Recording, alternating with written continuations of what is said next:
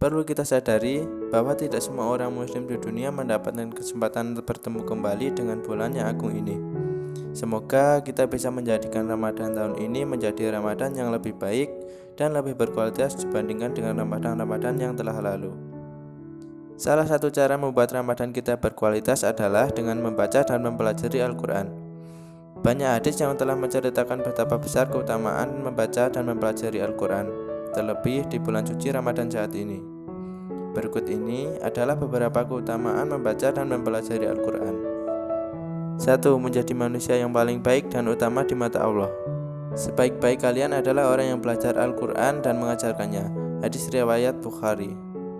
Dari hadis tersebut tampak bahwa orang yang paling baik bukanlah orang yang sedekahnya paling banyak atau yang haji dan umrohnya berkali-kali. Namun, orang yang paling baik adalah mereka yang mau meluangkan waktunya belajar membaca dan memahami Al-Quran. Bagi yang sudah bisa membaca, maka ajarkanlah.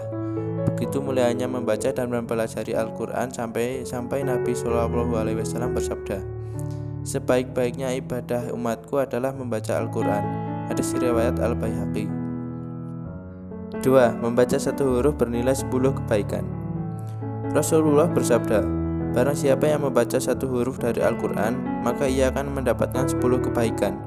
Saya tidak mengatakan alif, lam, mim itu satu huruf, tetapi alif satu huruf, lam satu huruf, dan mim satu huruf. Hadis riwayat At-Tirmidzi. 3. Al-Quran menjadi syafaat pada hari kiamat. Rasulullah bersabda, "Bacalah Al-Quran karena sesungguhnya dia akan datang pada hari kiamat sebagai penolong bagi para pembacanya." Hadis riwayat Muslim. 4. Bagi yang masih terbata-bata membaca Al-Quran tetap dapat pahala. Rasulullah bersabda, "Orang yang membaca Al-Quran dan ia benar dalam membacanya, maka ia akan bersama para malaikat yang mulia.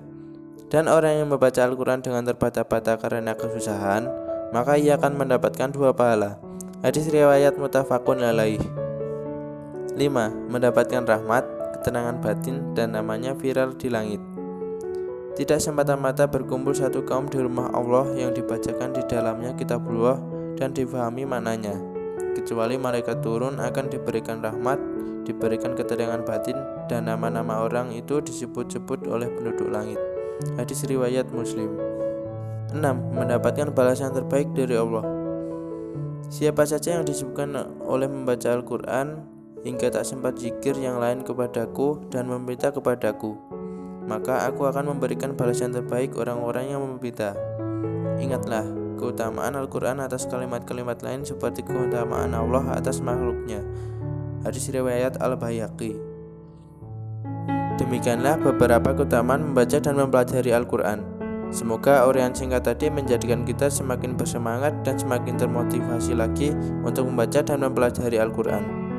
Semoga di bulan yang penuh berkah ini kita bisa menyibukkan diri kita dengan Al-Quran.